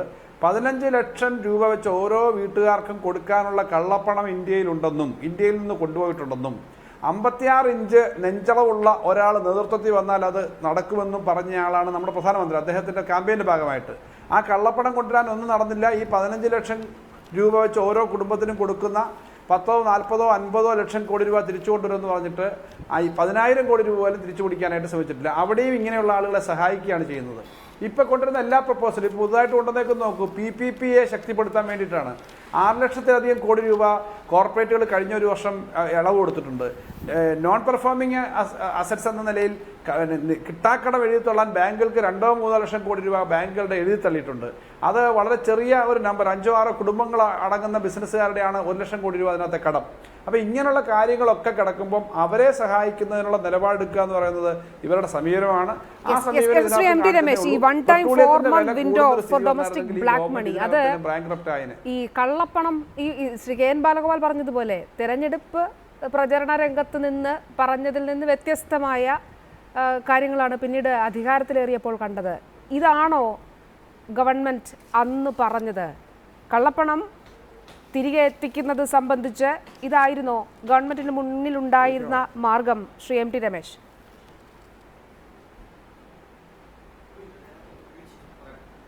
വീണ, കുറേ കാലമായിട്ട് നമ്മൾ വെറുതെ പറഞ്ഞുകൊണ്ടിരിക്കുന്നൊരു കാര്യമാണ്. 15 ലക്ഷം രൂപ ഓരോ വീടുകളിലും എത്തിക്കുമെന്ന് എന്നല്ല പറഞ്ഞത്. ഞാനത് ഇപ്പോൾ തർക്കിക്കുന്നില്ല, ഞാൻ ഡിബേറ്റ് ചെയ്യുന്നില്ല. പറയുന്ന ബാലഗോപാലും കേൾക്കുന്ന എല്ലാവർക്കും പറയാം, അത്രയും തുക കള്ളപ്പണമുണ്ട് എന്നുള്ളത് ശരിയാണ്. ആ ഒരു കണക്കാണ് പറഞ്ഞത്. ആ പണം തിരിച്ചു കൊണ്ടുവരാൻ വേണ്ടിയുള്ള ശ്രമമാണല്ലോ നടക്കുന്നത്. ലോകത്തിൽ ഈ കള്ളപ്പണം പല വഴികളുണ്ട്. അതിലൊരു വഴിയാണ് ഇന്ന് പറഞ്ഞിട്ടുള്ളത്. നിയമപരമായിട്ടുള്ള മാർഗത്തിലൂടെ നമുക്ക് കൊണ്ടുവരാൻ വേണ്ടി സാധിക്കുന്നുണ്ട്. രണ്ടാമത്, കള്ളപ്പണം നിക്ഷേപിച്ചിട്ടുള്ള ആൾക്കാർക്ക് അവരുടെ പണം ഒറിജിനൽ മണിയാക്കി മാറ്റാൻ, അത് വൈറ്റ് മണിയാക്കി മാറ്റാൻ നികുതി ഘടനയിലൂടെ അവരെ എത്തിക്കുക എന്നുള്ളൊരു ശ്രമമുണ്ട്. ആ ഒരു ശ്രമത്തിന്റെ ഭാഗമാണ് ഇന്നിപ്പോൾ ഗവൺമെന്റ് ഒരു പദ്ധതി പ്രഖ്യാപിച്ചത്. ഞാൻ ചോദിക്കട്ടെ, കള്ളപ്പണക്കാരോട് വിട്ടുവീഴ്ചയില്ലാത്ത സമീപനം സ്വീകരിക്കുന്നതിന്റെ ഭാഗമായിട്ടാണല്ലോ ഗവൺമെന്റ് അധികാരമേറ്റ ഉടനെ തന്നെ സുപ്രീം കോടതി നിർദ്ദേശം അനുസരിച്ച് അന്വേഷിക്കാനുള്ള കമ്മിറ്റി ഉണ്ടാക്കിയത്. അതേസമയം കഴിഞ്ഞ ജെറ്റ്ലി അവതരിപ്പിച്ച സമയത്ത് ഏറ്റവും ശക്തമായിട്ടുള്ള 2 നിയമങ്ങൾ പാർലമെന്റിൽ കൊണ്ടുവരാൻ വേണ്ടി തയ്യാറായത് കള്ളപ്പണക്കാർക്കെതിരായിട്ടുള്ള കർക്കശമായിട്ടുള്ള നടപടികൾ. ഈ പ്രോസസ്സിനെ കുറിച്ച് എല്ലാവർക്കും അറിയാം. BJP വിമർശിക്കുന്നവർക്കും അറിയാം. പിന്നെ ഞങ്ങൾക്കെതിരായിട്ടുള്ള രാഷ്ട്രീയ ആയുധമാക്കി ഉപയോഗിക്കുന്നത് മാത്രമേ ഉള്ളൂ. അത് ഉപയോഗിക്കുന്ന ആൾക്കാർക്കും അറിയാം. ഇതൊരു പ്രോസസ്സിംഗ് ആണ്. ആ പ്രോസസ്സിങ്ങിലൂടെ വളരെ വേഗത്തിൽ ഗവൺമെന്റ് പോകുന്നു എന്നുള്ളത് ഒരു യാഥാർത്ഥ്യമാണ്. രണ്ടാമത്, കോർപ്പറേറ്റുകൾക്ക് വേണ്ടിയോ അതിസമ്പന്നരായിട്ടുള്ള ആളുകൾക്ക് വേണ്ടി ഈ ബഡ്ജറ്റിൽ എന്ത് ആനുകൂല്യമാണ് വന്നിട്ടുള്ളത്? ഇപ്പൊ അതിസമ്പന്നരായിട്ടുള്ള ആളുകളുടെ ആദായ നികുതിയിൽ തന്നെ 14% സർചാർജ് ഏർപ്പെടുത്തിയില്ലേ? മാത്രമല്ല, ഇപ്പൊ ബഡ്ജറ്റിന് മുമ്പ് തന്നെ നമ്മുടെ വലിയ കോർപ്പറേറ്റഡ് കമ്പനികളും വ്യക്തികളും അവരുടെ കിട്ടാക്കടങ്ങളുണ്ട്. ആ കിട്ടാക്കടം തിരിച്ചു മാടിക്കാൻ വേണ്ടിയുള്ള ശ്രമമുണ്ട്. ഇപ്പൊ കഴിഞ്ഞ എത്രയോ 10-20 വർഷത്തിന് ശേഷം റിലയൻസ് കമ്പനി 4000 കോടി രൂപ നികുതി അടച്ചിട്ടുള്ളത് BJP ഗവൺമെന്റ് കാലഘട്ടത്തിലാണ് എന്ന് എല്ലാവർക്കും അറിയാം. എത്രയോ കാലമായിട്ട് നികുതി അടക്കാത്ത ആൾക്കാണ്. കേസിന്റെ നൂലാമാലയുടെ പോവുകയാണ്. ഇപ്പൊ തന്നെ നമ്മുടെ ഈ വിവിധ ബാങ്കുകളിലെ കിട്ടാക്കടം, അതായത് കോർപ്പറേറ്റഡ് കമ്പനികൾ, സ്ഥാപനങ്ങളും വ്യക്തികളും അവർ കൊടുക്കാനുള്ള കടം തിരിച്ചു മേടിക്കാൻ, അത് ലിസ്റ്റ് ഔട്ട് ചെയ്യാനും അങ്ങനെ ലിസ്റ്റ് ഔട്ട് ചെയ്തിട്ട് ആൾക്കാരുടെ കടം തിരിച്ച് കൊടുപ്പിക്കാൻ ആവശ്യമായിട്ടുള്ളതിനെ കുറിച്ച് ഒരു കമ്മിറ്റി ഉണ്ടാക്കിയിട്ട് ഗവൺമെന്റ് ആ കമ്മിറ്റിയുടെ ശുപാർശ അനുസരിച്ച് ഇപ്പൊ ആ പേരുകൾ പ്രഖ്യാപിക്കാൻ വേണ്ടി പോവുകയാണ്. ഇന്ന് വരെ രഹസ്യമായിട്ട് ഏതൊക്കെ കമ്പനികളാണ്, ഏതൊക്കെ വ്യക്തികളാണ് ഇത്തരം പണം സർക്കാരിന് കൊടുക്കേണ്ടതെന്നുള്ള പേരുകൾ സർക്കാർ പ്രഖ്യാപിക്കാൻ വേണ്ടി പോവുകയാണ്. സർക്കാരിന് ഏതെങ്കിലും കോർപ്പറേറ്റഡ് കമ്പനികളോട് മമതയോ ചങ്ങാത്തമുണ്ടെങ്കിൽ ഇങ്ങനെ പ്രഖ്യാപിക്കാൻ തയ്യാറാമോ?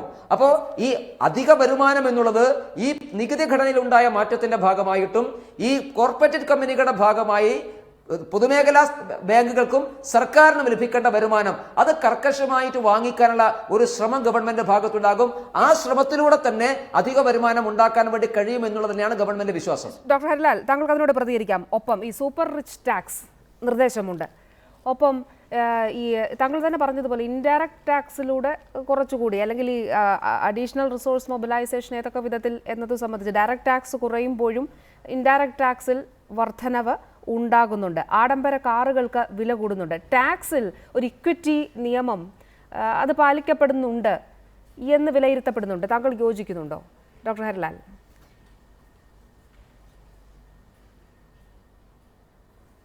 നമ്മുടെ ഈ അഡീഷണൽ ടാക്സ് മൊബിലൈസേഷൻ പൊതുവെ നോക്കുകയാണെന്നുണ്ടെങ്കിൽ ഇന്ത്യയിൽ ടാക്സ് GDP റേഷ്യോ വളരെ കുറവാണ്. ടാക്സ് GDP റേഷ്യോ കൂട്ടാനുള്ള ഒരുപാട് സാധ്യതയുണ്ട്. അത് നമ്മൾ ഒരു കാലത്തും അത് വേണ്ട രീതിയിൽ നമുക്ക്, അതിപ്പോൾ BJP ഗവൺമെൻറ് അല്ല, മുമ്പ് ആ അവസ്ഥ തന്നെയാണ്. അത് കൂട്ടുന്നതിനുള്ള ശ്രമം നടക്കുന്നില്ല.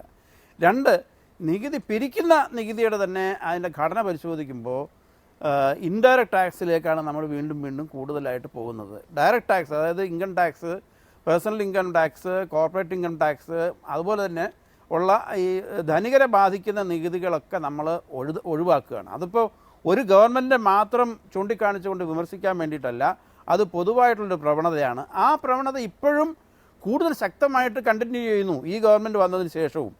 അതായത് ഇപ്പോൾ കഴിഞ്ഞ ഒരു വർഷം ഇവിടെ നേരത്തെ സൂചിപ്പിച്ചു, ഏറ്റവും കൂടുതൽ വരുമാനം ഈ ഗവൺമെൻറ്റിനുണ്ടായത് യഥാർത്ഥത്തിൽ പെട്രോളിയം വില കുറഞ്ഞത് മൂലം ഉണ്ടായ ഈ എക്സൈസിലുള്ള വരുമാന വർധനമാണ്. അതെല്ലാം സാധാരണക്കാരെയാണ് കൂടുതൽ ബാധിക്കുന്നത്, ഇൻഡയറക്റ്റ് ടാക്സാണ്. അതേസമയം ധനികരെ കൂടുതൽ ബാധിക്കുന്ന നികുതികൾ ഒന്നും തന്നെ കൃത്യമായിട്ട് ശേഖരിക്കുന്നതിന് ഉള്ള ശ്രമം നടക്കുന്നില്ല എന്നുള്ള വിമർശനം പൊതുവേ ഉള്ളതാണ്. അത് ഈ ഗവൺമെൻറ്റിൻ്റെ കാലത്തും തുടരുകയാണ്. പക്ഷേ ഇവിടെ പ്രത്യേകിച്ച് ശ്രീ രമേശിൻ്റെയൊക്കെ ശ്രദ്ധയിൽപ്പെടുത്താനുള്ളൊരു കാര്യം, അതായത് ഇപ്പോൾ ഈ ഇന്ത്യയിലെ പൊതുമേഖലാ ബാങ്കുകൾ ഒരു വലിയ ഭീഷണിയിലാണ്. നമ്മളെപ്പോലുള്ള സാധാരണക്കാർ ഈ പൊതുമേഖലാ ബാങ്കുകളിൽ നമ്മളുടെ പണം കൊണ്ട് നിക്ഷേപിക്കുന്നു. ആ നിക്ഷേപിക്കുന്ന പണം യഥാർത്ഥത്തിൽ ഈ കോർപ്പറേറ്റ് സെക്ടറുകൾ എടുക്കുകയും അവർ ആ NPA ആക്കി അത് മാറ്റുകയും പണം തിരിച്ചടയ്ക്കാതിരിക്കുകയും ചെയ്യുന്ന സ്ഥിതിയുണ്ട്. കഴിഞ്ഞ 3 വർഷത്തിനിടയ്ക്ക് ഈ NPAയുടെ റേറ്റ് ഓഫ് ഗ്രോത്ത് വളരെ കൂടി. 1,14,000 കോടി രൂപ ഇപ്പോൾ എഴുതി തള്ളി. ഇതിപ്പോൾ ഇത് യഥാർത്ഥത്തിൽ ആ NPA ആവുന്ന നിരക്ക് ഗണ്യമായിട്ട് വർദ്ധിച്ചിരിക്കുന്നു. ഇത് വളരെ ഗൗരവമുള്ള കാര്യമാണ്. അത് പൊതുമേഖലാ ബാങ്കുകളെ ബാധിക്കും, കോർപ്പറേറ്റ് സെക്ടറുകളെ വലിയ രീതിയിൽ സഹായിക്കും.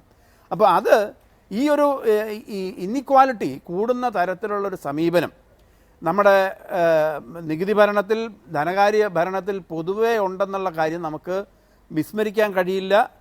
അത് ഈ ബജറ്റിലും ആ ഒരു പാറ്റേൺ തന്നെ നമ്മൾ നിലനിർത്തുന്നതായിട്ടാണ് കാണുന്നത്.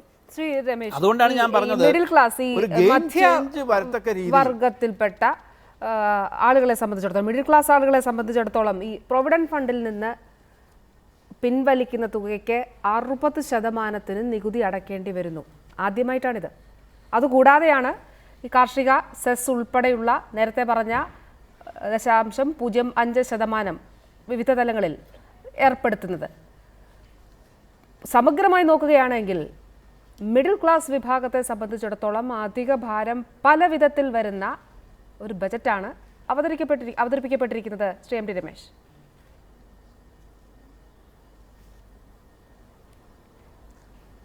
അല്ല, അത് ഒരു മറുവാദം കൊണ്ട് വീണ നമ്മുടെ നികുതി ഘടന പരിഷ്കരിക്കപ്പെടുമ്പോൾ അരുൺ ജെയ്റ്റ്ലിയുടെ ബജറ്റ് പ്രസംഗത്തിന്റെ അവസാന ഘട്ടത്തിൽ നികുതി ഘടനയുടെ പരിഷ്കരണത്തിന് വേണ്ടി അദ്ദേഹം ഒരുപാട് നിർദ്ദേശങ്ങൾ മുമ്പോട്ട് വെച്ചിട്ടുണ്ട്. നേരത്തെ വന്നിട്ടുള്ള ഒരു വിമർശനം വലിയ തോതിലുള്ള സാമ്പത്തിക പരിഷ്കരണങ്ങൾക്കും നികുതി പരിഷ്കരണത്തിനും അദ്ദേഹം തയ്യാറാകുന്നില്ല എന്നുള്ളതായിരുന്നു. പക്ഷേ നികുതി പരിഷ്കരണത്തിന്റെ ഭാഗമായിട്ട് ഇന്ന് പ്രഖ്യാപിച്ചിട്ടുള്ള ഒരുപാട് പദ്ധതികളെ സംബന്ധിച്ച് സമ്മിശ്രമായിട്ടുള്ള പ്രതികരണമാണ് ഉണ്ടായിട്ടുള്ളത്. ഇപ്പോൾ ഇടത്തരക്കാർക്ക് വലിയ തോതിലുള്ള അവർക്ക് തിരിച്ചടി ഉണ്ടാക്കുന്ന തീരുമാനമൊന്നും ഉണ്ടായിട്ടില്ലല്ലോ. അങ്ങനെ തീരുമാനം അവർ ആഗ്രഹിക്കുന്ന രീതിയിലുള്ള വലിയ ആനുകൂല്യങ്ങൾ പ്രഖ്യാപിക്കപ്പെട്ടിട്ടില്ല എന്നുള്ളത് ശരിയാണ്. ഇടത്തരക്കാരായിട്ടുള്ള ആളുകൾ ആഗ്രഹിച്ചത് അവരുടെ ആദായ നികുതിയുടെ കാര്യത്തിലായിരുന്നു. അതുണ്ടായിട്ടില്ല എന്നുള്ളത് ശരിയാണ്. അതല്ലാതെ ഇടത്തരക്കാരെ ബാധിക്കുന്ന എന്ത് വലിയ നികുതി ക്ലാസിനെ സംബന്ധിച്ചിടത്തോളം ഈ തീരുമാനം നിക്ഷേപം പിൻവലിക്കുമ്പോൾ 60% നികുതി അടയ്ക്കണം എന്നുള്ളത് സാധാരണക്കാരനെ ബാധിക്കുന്ന വിഷയമാണ്. ശ്രീ MD രമേശ്,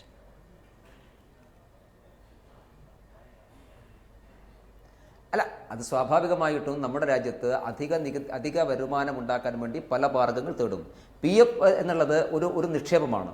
ആ നിക്ഷേപത്തിൽ നിന്ന് സ്വാഭാവികമായിട്ടും എല്ലാ കാലഘട്ടത്തിലും സർക്കാരിൻ്റെ പ്രവർത്തനങ്ങൾക്ക് വേണ്ടി വിനിയോഗിക്കുന്ന ഒരു നിക്ഷേപമാണ്, സ്വകാര്യ വ്യക്തിയുടേതായാലും. അതിൽ നിന്ന് വായ്പ എടുക്കുന്ന സമയത്തുള്ള നികുതി സമാഹരിക്കുക എന്നുള്ളത് അതൊരു സഹായധനമായിട്ട് കൊടുക്കുകയാണ്. അവരുടെ പണം തന്നെയാണെങ്കിലും കൊടുക്കുകയാണല്ലോ. അത് ഗവൺമെന്റ് പല സന്ദർഭത്തിൽ ചെയ്തിട്ടുള്ളത് പുതിയ കാര്യമായിട്ട് എനിക്ക് തോന്നുന്നില്ല. പല സന്ദർഭത്തിൽ ഗവൺമെന്റ് കയ്യിലുള്ള ഫണ്ടിൽ നിന്ന് സ്വകാര്യ വ്യക്തികൾ അല്ലെങ്കിൽ അതിന്റെ ഉടമസ്ഥരായിട്ടുള്ള ആളുകൾ ലോൺ എടുക്കുന്ന സമയത്ത് പലിശ മേടിക്കാറുണ്ടല്ലോ സാധാരണ. അതിന്റെ അപ്പുറത്തേക്കൊന്നും അതിന് നമ്മൾ വ്യാഖ്യാനിക്കേണ്ട ആവശ്യമില്ല. ഡോക്ടർ ഹരിലാൽ, അങ്ങനെയാണോ? ഞാൻ അത് മനസ്സിലാക്കിയതിലുള്ള തെറ്റാണോ ശ്രീ KN ഹരിലാൽ?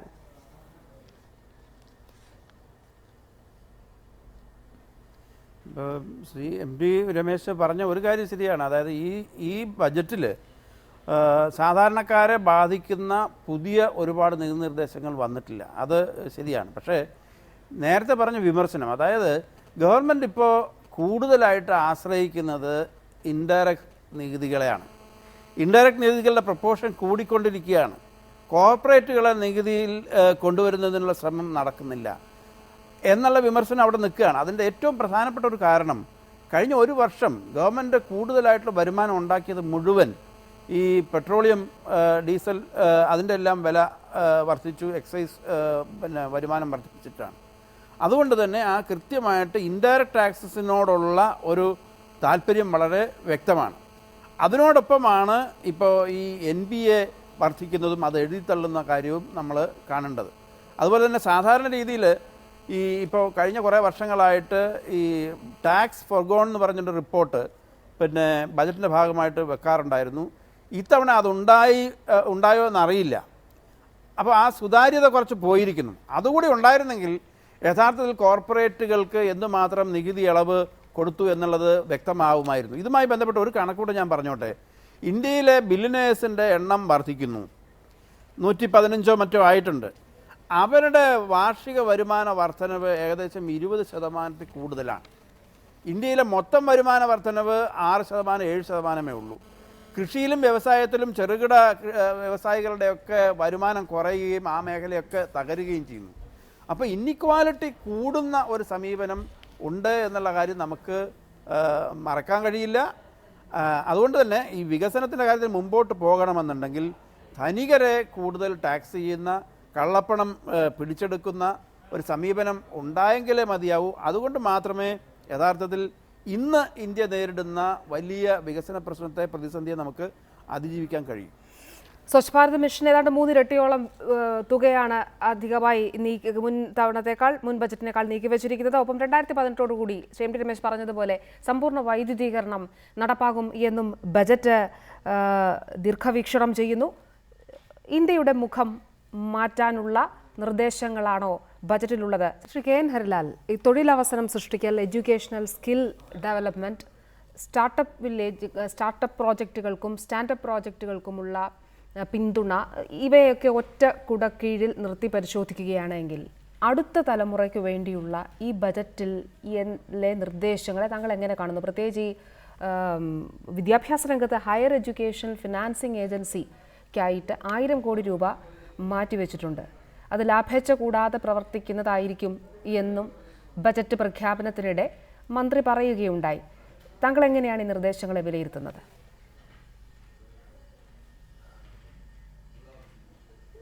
തീർച്ചയായിട്ടും ധനകാര്യമന്ത്രി ഇത്തവണ ഈ സാധാരണ ഈ ബ്യൂറോക്രാറ്റിക് പ്രോസസ്സ് കൂടാതെ ജനകീയമായിട്ടുള്ള ഒരു ചർച്ചയൊക്കെ സംഘടിപ്പിക്കാൻ ശ്രമിച്ചിട്ടുണ്ട്. അതിൻ്റെ അടിസ്ഥാനത്തിൽ വന്നിട്ടുള്ള ചില ഇന്നവേറ്റീവായിട്ടുള്ള പുതിയ ചില നിർദ്ദേശങ്ങൾ, പുതിയ ചില ഐഡിയാസ് ഈ ബജറ്റിലുണ്ട്.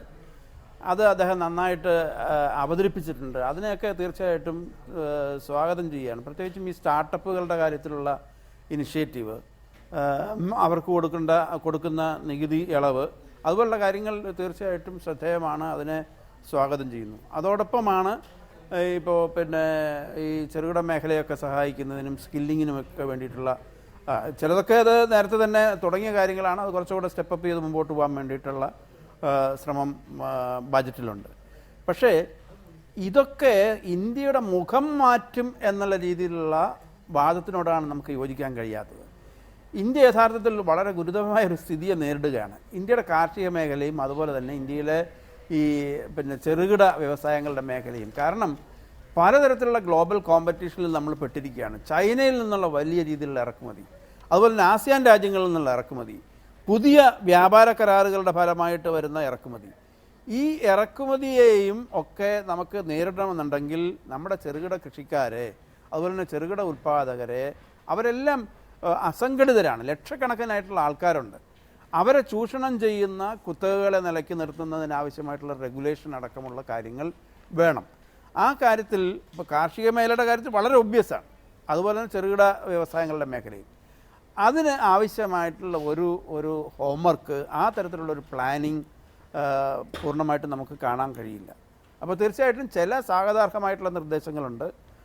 അതില്ല എന്ന് പറയാൻ കഴിയില്ല. പൂർണ്ണമായിട്ടും അതിനെ അംഗീകരിക്കാതെ നമുക്ക് മുമ്പോട്ട് പോകാൻ കഴിയില്ല. പക്ഷേ ഒരു കാര്യം കൂടി, സമയം പരിമിതമാണ് എങ്കിൽ പോലും ഡോക്ടർ ഹരിലാൽ, താങ്കൾ ശ്രദ്ധിച്ചിട്ടുണ്ടാകും, ഭക്ഷ്യ ഉൽപാദനവും അതിന്റെ മാർക്കറ്റിംഗുമായി ബന്ധപ്പെട്ട് 100% വിദേശ നിക്ഷേപത്തിന് ഇത് ഓപ്പൺ ചെയ്ത് കൊടുക്കുന്നു, തൊഴിലവസരങ്ങൾ സൃഷ്ടിക്കാൻ എന്ന് മന്ത്രി പറയുന്നുണ്ട് ബജറ്റിൽ. എങ്ങനെ കാണുന്നു ശ്രീ ഹരിലാൽ? വളരെ പെട്ടെന്ന്. അതായത് ഈ ഗവൺമെൻറ്റിൻ്റെ സമീപനം എന്ന് പറയുന്നത് യഥാർത്ഥത്തിൽ ഈ കാർഷിക കമ്പോളത്തിലെല്ലാം ഒരുപാട് മത്സരം വന്നു കഴിഞ്ഞാൽ, FDI വരിക, ഒരുപാട് റീറ്റെയിൽ മാർക്കറ്റുകൾ വരിക, മത്സരം കൂടിക്കഴിഞ്ഞാൽ കാര്യങ്ങൾ രക്ഷപ്പെടും എന്നുള്ളതാണ്. യഥാർത്ഥത്തിൽ അവിടെയാണ് പ്രശ്നം. കാരണം ഓരോ കാർഷികോൽപ്പന്നങ്ങളുടെയും ലക്ഷക്കണക്കിന് ഉൽപ്പാദകരുണ്ട്. അവർ അസംഘടിതരാണ്, അവർ ചെറുകിടക്കാരാണ്. പക്ഷേ അവർക്ക് കടം കൊടുക്കുന്ന ക്രെഡിറ്റ് ഏജൻസീസ്, അവർക്ക് ഇൻപുട്സ് കൊടുക്കുന്ന വലിയ കമ്പനികൾ, പ്രോസസ്സിങ്ങിനായിട്ട് സംഭരിക്കുന്ന വലിയ MRFനെ പോലുള്ള കമ്പനികൾ, ഇവരൊക്കെ കുത്തക ശക്തിയുള്ളവരാണ്. അപ്പോൾ ഈ കുത്തകകളുടെ അടുത്തേക്ക് നമ്മളെ ഈ ചെറുകിടക്കാരെ മത്സരിക്കാൻ വിടുമ്പോൾ ഗവൺമെൻറ് കമ്പോളത്തിൽ ഇടപെട്ട് റെഗുലേറ്റ് ചെയ്യണം. അതല്ലാതെ നമ്മൾ കമ്പോള മൗലികവാദത്തിൻ്റെ നാളുകൾ വീണ്ടും തുടരുകയാണെങ്കിൽ വലിയ മാറ്റം നമുക്ക് പ്രതീക്ഷിക്കാൻ കഴിയില്ല. ഇതാണ് ഇത് സംബന്ധിച്ചുള്ള എൻ്റെ ഒരു കാഴ്ചപ്പാട്. യെസ്, ശ്രീ MT രമേശ്, ഈ 2018 താങ്കൾ ചർച്ചയ്ക്കിടെ പറയുകയുണ്ടായി, 2018 സമ്പൂർണ്ണ വൈദ്യുതീകരണം. ഈ സർക്കാർ അധികാരത്തിലെത്തുമ്പോൾ ഏതാണ്ട് 18,524 ഗ്രാമങ്ങൾ വൈദ്യുതീകരിക്കപ്പെടാതെ ഉണ്ടായിരുന്നു എങ്കിൽ അതിൻ്റെ എണ്ണം ഏതാണ്ട് 6,000-ത്തിനടുത്ത് ആയി തീർന്നിട്ടുണ്ട് എന്ന് മന്ത്രി പറയുകയുണ്ടായി. പക്ഷേ ഇതിൻ്റെ പ്രായോഗികത സംശയിക്കുന്നുണ്ട്. മാവോയിസ്റ്റ് ബാധിത മേഖലകളിൽ ഉൾപ്പെടെയുള്ള ഉൾപ്രദേശത്തെ വൈദ്യുതീകരണം എത്രത്തോളം പ്രായോഗികമാണ് ശ്രീ MT രമേശ്?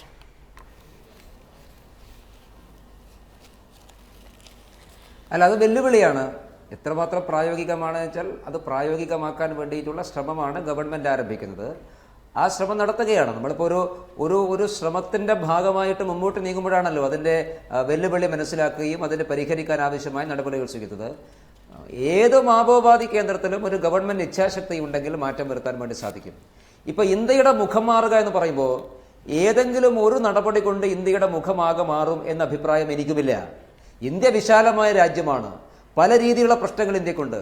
അപ്പോൾ ഓരോ പ്രശ്നവും പരിഹരിക്കപ്പെട്ടു പോവുകയാണ്. ഇന്ത്യയുടെ മുഖം മാറുന്നതിൻ്റെ ഏറ്റവും പ്രധാനപ്പെട്ട ഘടകം ഗ്രാമീണ ഇന്ത്യയുടെ മുഖമാണ് ഇപ്പം മാറേണ്ടത്. ഗ്രാമീണ ഇന്ത്യയുടെ മുഖം മാറ്റാൻ ആവശ്യമായിട്ടുള്ള ചില ശ്രമങ്ങൾ ഈ ബഡ്ജറ്റിന്റെ ഭാഗമായിട്ടുണ്ട്. ആ ശ്രമങ്ങൾ പൂർണ്ണമാണ് എന്ന അഭിപ്രായം പറഞ്ഞാൽ അതൊരു മൗലികവാദമായി പോകും. ഈ ശ്രമം കൊണ്ട് എല്ലാമായി അതല്ല, അതൊരു തുടക്കമാണ്. ഉദാഹരണമായിട്ട് ഗ്രാമീണ മേഖലയിലെ ജനങ്ങളെ സംബന്ധിച്ചിടത്തോളം റോഡ് കണക്ടിവിറ്റി ഉണ്ടാക്കുക, എയർ കണക്ടിവിറ്റി ഉണ്ടാക്കുക, ഇലക്ട്രിസിറ്റി കണക്ഷൻ കൊടുക്കുക, കുടിവെള്ളം കൊടുക്കുക, അവർക്കെല്ലാവർക്കും വീടുകൾ ഉണ്ടാവുക, അവർക്കെല്ലാവർക്കും ടോയ്ലറ്റ് സൗകര്യങ്ങൾ ഉണ്ടാവുക. അങ്ങനെയുള്ള ഒരു ഗ്രാമീണ ഇന്ത്യയുടെ മുഖത്തിൽ ഒരു മാറ്റം വരണം. ആ മാറ്റം വരുമ്പോൾ സ്വാഭാവികമായിട്ടും ഇന്ത്യക്കാകെ മാറ്റമുണ്ടാകും. അതിനുള്ള ഒരു ശ്രമമാണ് പുതിയ തലമുറയുടെ മനസ്സിലേക്ക് പ്രതീക്ഷ ഉണ്ടാക്കുന്ന രീതി. ഇപ്പോൾ 1 കോടി ചെറുപ്പക്കാർക്ക് ഈ നൈപുണ്യ വികസനത്തിന്റെ ഭാഗമായിട്ടുള്ള ശ്രമം ഉണ്ടാകുന്നു. നേരത്തെ അരിരാജൻ തന്നെ സൂചിപ്പിച്ചതുപോലെ സ്റ്റാർട്ടപ്പ് സംരംഭങ്ങൾക്കുള്ള ഇളവുകൾ കൊടുക്കുന്നു. അതൊക്കെ പുതിയ തലമുറയുടെ മനസ്സുകൾക്ക് ഇവിടെ നിന്ന് ബിരുദവും ബിരുദാനന്തര ബിരുദവും അല്ലെങ്കിൽ പ്രൊഫഷണൽ സാങ്കേതികവിദ്യ കരസ്ഥമാക്കിയ ശേഷം വളരെ പെട്ടെന്ന് വിദേശത്ത് പോയിട്ട് കുറച്ച് പൈസ ഉണ്ടാക്കണമെന്ന് ആഗ്രഹിക്കുന്ന ടെൻഡൻസി വളർന്നു വരുന്നു. അതുപേക്ഷിച്ചുകൊണ്ട് ഇവിടെ നിന്ന് ഒരു മസ്തിഷ്ക ചോർച്ചയുണ്ടാകാതെ ഇവിടുത്തെ തലമുറയെ അവരുടെ നിക്ഷേപം, അവരുടെ ബുദ്ധിപരമായിട്ടുള്ള നിക്ഷേപം, അവരുടെ സാങ്കേതിക മികവ് ഇവിടെ തന്നെ പ്രയോജനപ്പെടുത്താൻ ആവശ്യമായുള്ള പരിശ്രമം ഉണ്ടാകുന്ന ആ അർത്ഥത്തിൽ ഒരു വലിയ ചുവടുമാറ്റം ഇന്നത്തെ ബഡ്ജറ്റിലുണ്ട്. അങ്ങനെയാണ് BJP പറയുന്നത്. സമയപരിമിതി ഉണ്ട്. ചർച്ച അവസാനിപ്പിക്കുകയാണ്. വളരെ നന്ദി ശ്രീ MT രമേശ്, നന്ദി ശ്രീ KN ഹരിലാൽ, നന്ദി ശ്രീ ബാലഗോപാൽ ഈ ചർച്ചയിൽ പങ്കെടുത്തതിന്. നിയമസഭാ തെരഞ്ഞെടുപ്പിലെ VS അച്യുതാനന്ദന്റെയും പിണറായി വിജയന്റെയും സ്ഥാനാർത്ഥിത്വം ചർച്ച ചെയ്യാൻ നാളെ CPM സംസ്ഥാന സെക്രട്ടേറിയറ്റ് യോഗം ചേരും. ഇതിനിടെ നിയമസഭാ തെരഞ്ഞെടുപ്പിൽ VSഉം പിണറായിയും ഒരുമിച്ച് മത്സരിക്കുമെന്ന സൂചന നൽകി സംസ്ഥാന സെക്രട്ടറി കോടിയേരി ബാലകൃഷ്ണൻ. ഇരുവർക്കും മത്സരിക്കുന്നതിന് തടസ്സമില്ലെന്ന് കോടിയേരി കൊച്ചിയിൽ പറഞ്ഞു. എഡിറ്റേഴ്സ് അവർ പൂർണ്ണമാകുന്നു. നമസ്കാരം.